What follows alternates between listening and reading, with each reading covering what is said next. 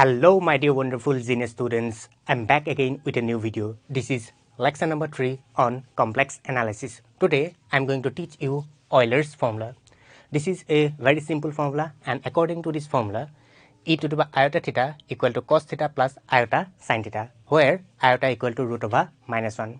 Now let me derive this formula.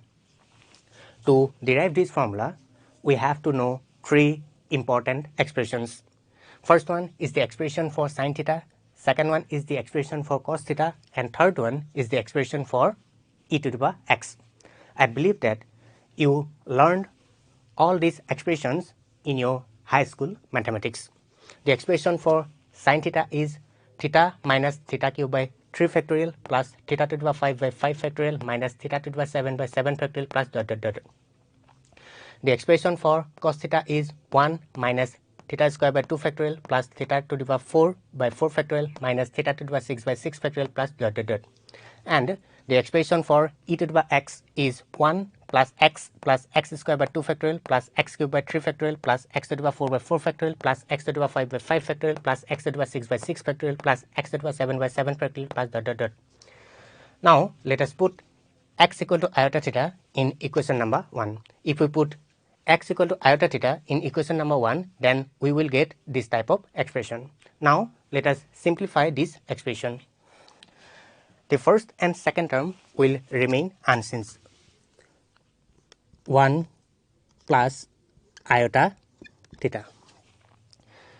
Iota square value is minus 1. So this term will become minus theta square divided by 2 factorial. Iota cube value is minus iota. So therefore this term will become minus iota theta cube divided by 3 factorial. Iota to the power 4 value is plus 1. So therefore this term will become plus theta to the power 4 by 4 factorial. Next, iota to the power 5. The value is plus iota. So therefore this term will become plus iota into theta to the power 5 divided by 5 factorial. Next, iota to the power 6. The value is minus 1. So therefore this term will become minus theta to the power 6 divided by 6 factorial. Iota to the power 7.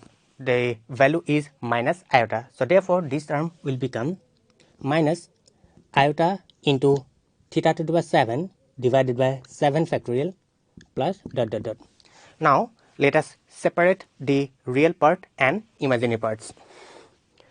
The real part of e to the power iota theta will become 1 minus theta square by 2 factorial plus theta to the power 4 by 4 factorial minus theta to the power 6 by 6 factorial plus dot dot dot. The imaginary part of e to the power iota theta will be theta minus theta cube by 3 factorial plus theta to the power 5 by 5 factorial minus theta to the power 7 by 7 factorial plus dot dot dot. Here the real part of e to the power iota theta is cos theta. Cos theta. Again we have seen that the imaginary part of e to the power iota theta is sin theta. So therefore we have seen that e to the power iota theta equal to cos theta plus iota sin theta, which is Euler's formula proved. So this is all about today's video, and in my next video I'll be explaining de Moivre's theorem.